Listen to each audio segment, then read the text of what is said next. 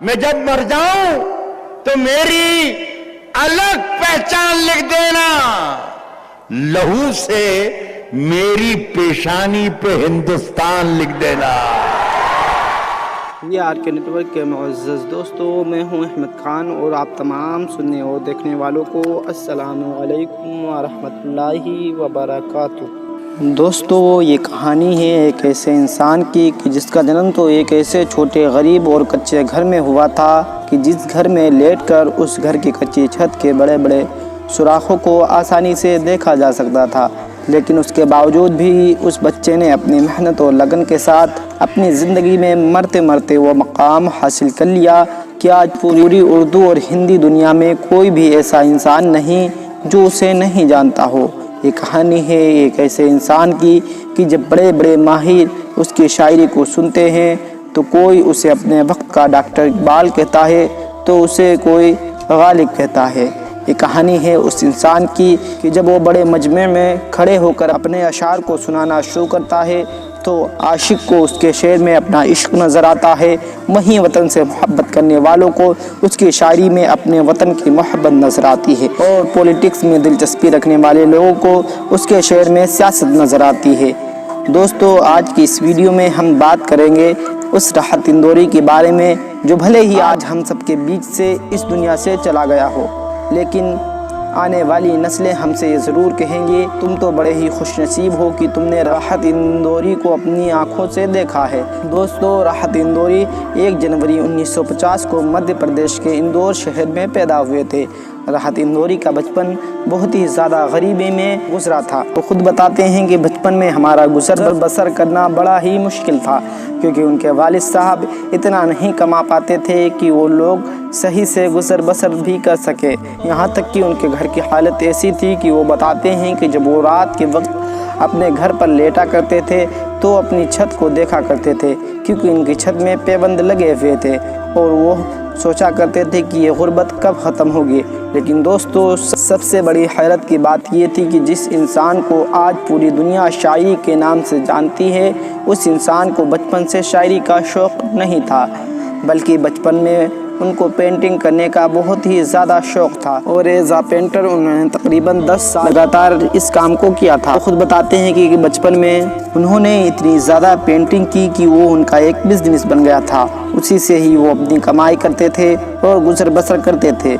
लेकिन इस गुर्बत की हालत में भी राहत इंदौरी साहब ने अपनी पढ़ाई को लगातार जारी रखा था।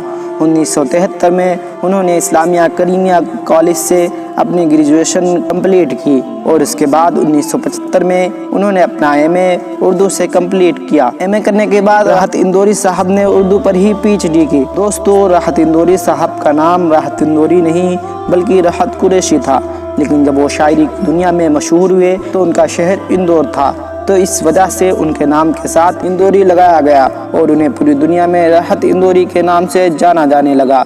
दोस्तों, अगर बात की जाए शायरी के बारे में तो राहत इंदौरी की शायरी की शुरुआत कॉलेज के दिनों में ही हुई थी, यानी कॉलेज के दिनों में ही राहत इंदौरी साहब के लफ्ज़ से टकराने लगे थे।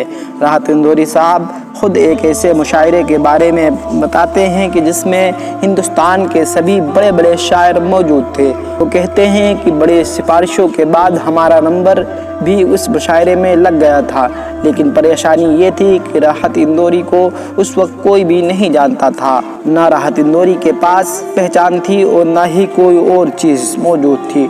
राहत इंदौरी के पास अगर कोई चीज़ थी तो वो उनके अशार थे जो उन्होंने खुद लिखे थे। लिहाजा वो कहते हैं कि उस वक्त जब मुझे माइक पर बुलाया गया था तो मेरा इंट्रोडक्शन भी सिर्फ इन अल्फाजों के साथ किया गया था कि लीजिए सुनिए जनाब राहत इंदौरी साहब को। लेकिन इस मुशायरे में राहत इंदौरी ने जो शेर सुनाए तो उन अशार को सुनकर मुशायरे में मौजूद बड़े बड़े शायर हैरान रह गए और हैरत में पड़ गए थे, और इसी मुशायरे से राहत इंदौरी साहब को धीरे धीरे पूरे हिंदुस्तान में शोहरत मिलना शुरू हो गई थी।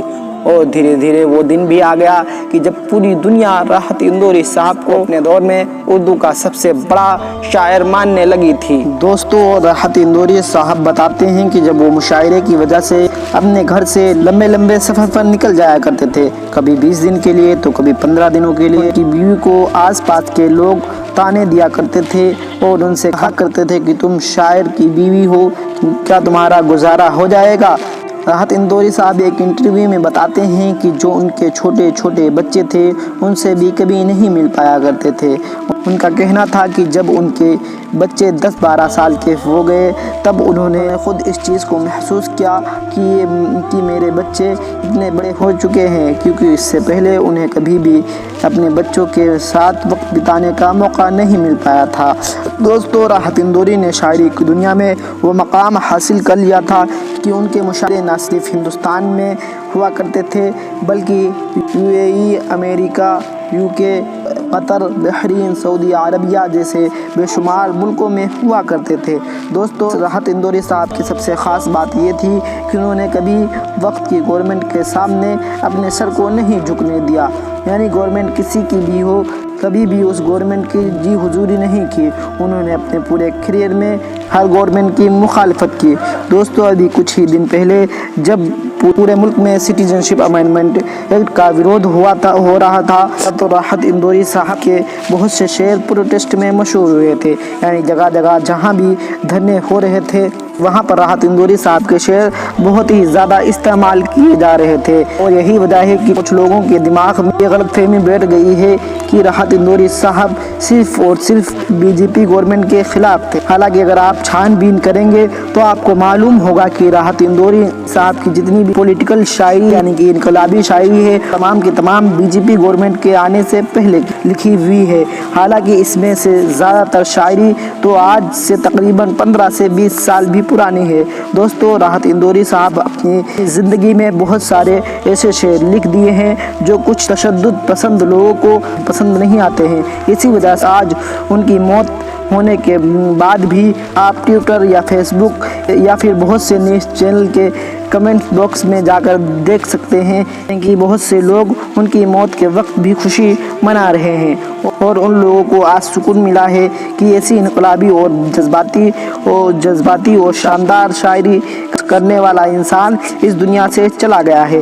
لیکن دوستو، اگرچہ راحت اندوری صاحب دنیا کو الوداع کہہ دیا ہے، لیکن انہوں نے جو اردو شاعری میں اپنی خدمات دی ہے اور انہوں نے اپنے دور میں اردو شاعری کو جو ایک نئی پہچان دی ہے، اس وجہ سے وہ ہمارے دلوں میں ہمیشہ زندہ رہیں گے۔ آج کی اپنی ویڈیو کو ہم یہیں پر اختتام کرتے ہیں۔ ویڈیو پسند آنے کی صورت میں ویڈیو کو لائک کریں اور اپنے دوستوں اور احبابوں اور رشتہ داروں کے ساتھ ضرور شیئر کریں۔ السلام علیکم ورحمۃ اللہ وبرکاتہ۔